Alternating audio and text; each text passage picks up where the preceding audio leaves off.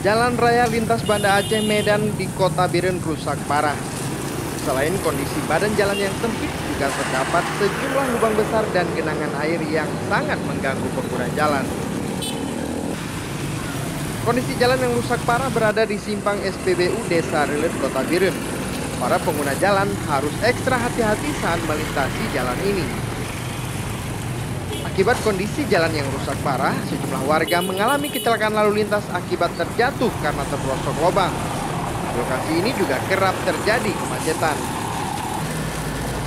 Menurut Irwan Syahputra, warga setempat, kondisi jalan seperti ini sudah terjadi sejak 3 bulan terakhir dan sudah banyak memakan korban. Namun belum ada penanganan serius dari pemerintah. Membahayakan bagi melewat jalan, Pak. Pengguna jalan ya? Ya, pengguna jalan.